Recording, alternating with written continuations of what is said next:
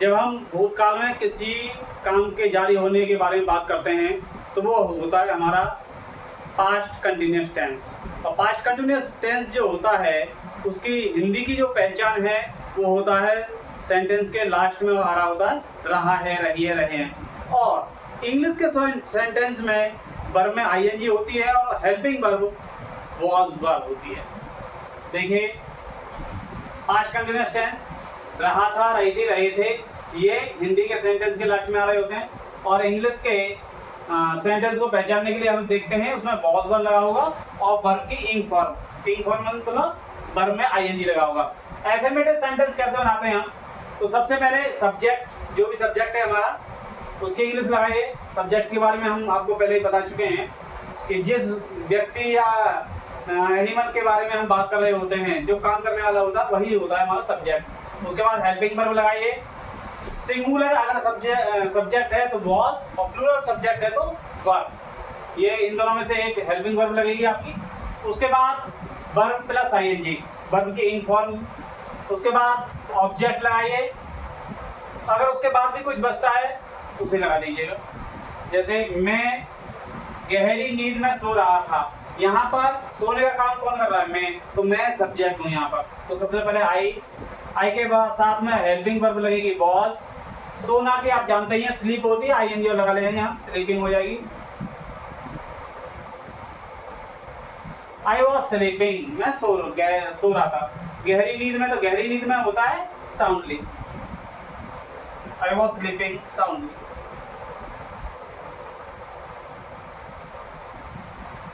हो गया। ऐसे सेंटेंस में दो ऐसे जो पास्ट कंटिन्यूअस है इसमें दो सेंटेंस भी आ जाते हैं। जैसे जब अध्यापक कक्षा में आए, तो एक तो ये हो गया तो बच्चे शोर कर रहे थे।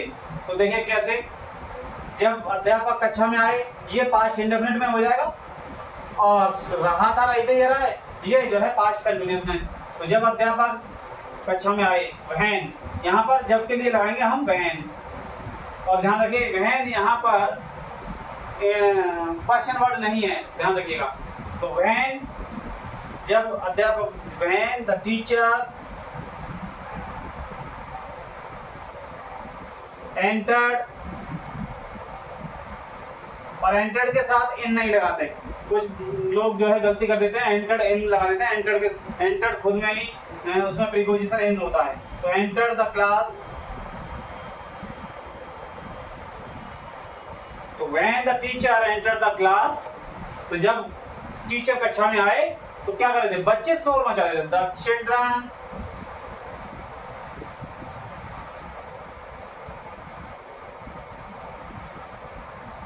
children क्योंकि प्लूरल है इसलिए वर्ब लगेगी।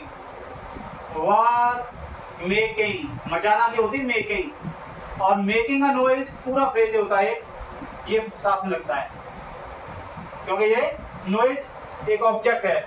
तो कर रहे थे, क्या कर रहे थे? नॉइज। तो मेकिंग अ नॉइज एक साथ लगता है, मेकिंग अ नॉइज हो गया। फुल स्टॉप लगा दीजिएगा।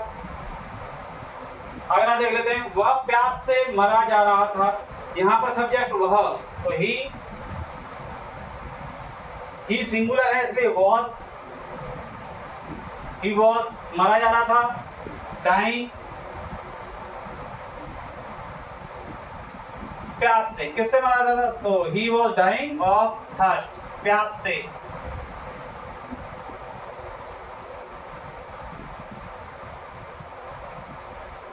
इस तरह के सेंटेंस की एक एक्सरसाइज भी हम देंगे। पहले हम नेगेटिव सेंटेंस बता देते हैं और उसकी एक्सरसाइज हम देंगे और उसका सॉल्यूशन भी देंगे। आप चेक कर लीजिएगा आपके कितनी मिस्टेक हैं और कितनी उसमें सही हैं।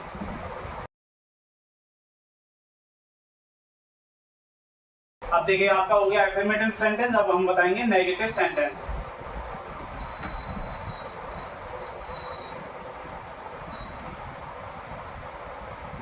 नेगेटिव सेंटेंस जैसा कि आप जानते होंगे, और अगर आपने हमारे पुराने पहले के वीडियो देखे हैं, तो नेगेटिव सेंटेंस होता है जिसमें हम किसी बात के लिए मना करते हैं। तो उसमें नहीं शब्द आता है हिंदी के सेंटेंस में और इंग्लिश में नॉट आएगा।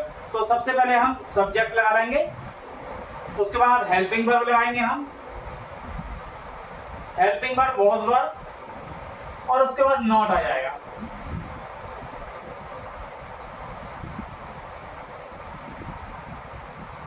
नॉट ये नहीं की होती है।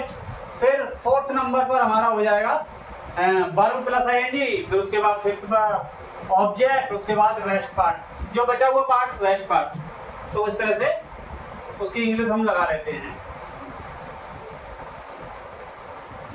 एग्जांपल ले लेते हैं हम लोग।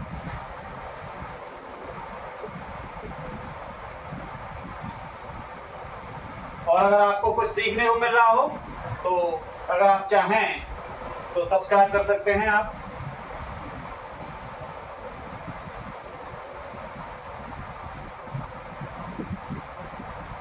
देखिए,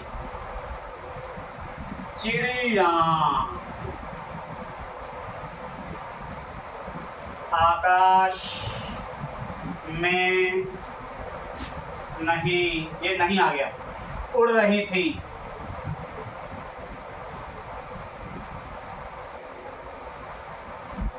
चिड़िया आकाश में नहीं उड़ रही थी, तो यहां पर बर्ड्स,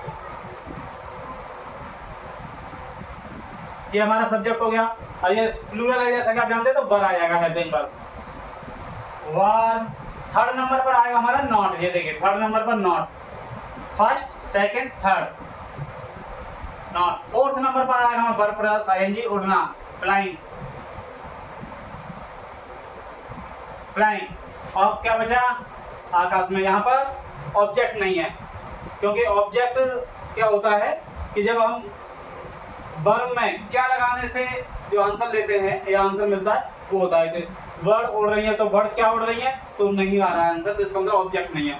क्या बचा, रेस्ट पार्ट जो भी बचेगा वो लगा देते हैं। आकाश में, in the sky, the birds were not flying in the sky.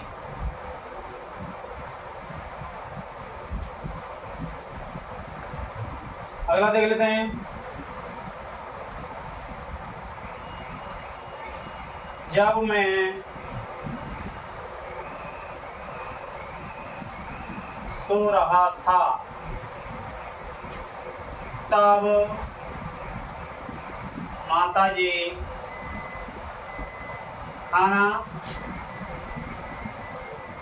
बना रही थी। देखिएगा, जब मैं सो रहा था तब माताजी खाना बना रही थी, तो दोनों ही पास्ट कंटिन्यूअस में बना रही थी। व्हेन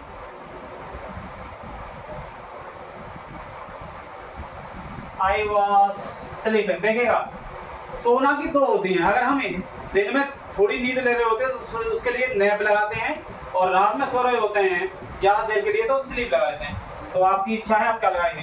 तो when I was sleeping,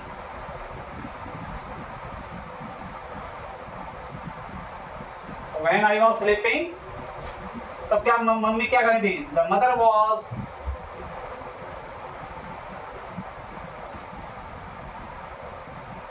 cooking. अगर आप कुकिंग लगा देते हैं तब भी सही है, कुकिंग के साथ फूड लगा देते हैं तब भी सही होगा।